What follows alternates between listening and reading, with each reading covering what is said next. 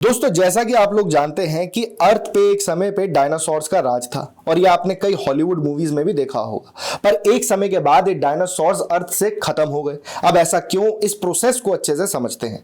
दोस्तों, 18 करोड़ साल तक डायनासोर्स का अर्थ पे दबदबा था, पर आज से 6.5 करोड़ साल पहले एक बड़ा सा एस्टेरॉयड अर्थ से टकराया और ये डायनासोर्स वैनिश हो गए। पर ये एक्सटिंक्शन सिर्फ एक दिन में नहीं हुआ, बल्कि एक पूरा प्रोसेस था। आइए इस प्रोसेस को समझते हैं। दोस्तों, जो एस्टेरॉयड अर्थ से टकराया उसका डायमीटर लगभग 10 किलोमीटर था। यह मेक्सिको के युकातान पेनिनसुला में जाके गिरा। आज भी उसके नजदीक के ओशन में इस एस्टेरॉयड का एक क्रेटर है जिसे चिक्सुलप क्रेटर कहा जाता है और इसकी चौड़ाई 200 किलोमीटर की है।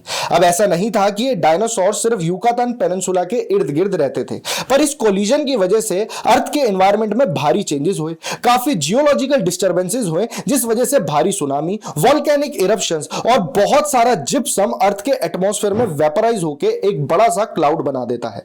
अब इस क्लाउड की वजह से कई वर्षों तक अर्थ पे सनलाइट पहुंची ही नहीं।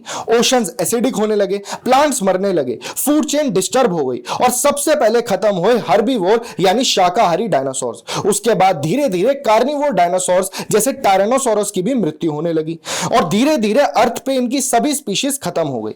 उसके कई वर्षों बाद जब ये क्लाउड छटने लगे तो अर्थ पे एक नई स्पीशीज मैमल्स का जन्म हुआ और इसी के साथ धरती पे जीवन का एक और अध्याय शुरू हुआ। दोस्तों, अब क्या आप मुझे बता सकते हैं कि डायनासोर्स का एक्सटिंक्शन एक एस्टेरॉयड के कारण हुआ? ये थ्योरी किसने दी थी? अपना जवाब कमेंट सेक्शन में जरूर दीजिएगा।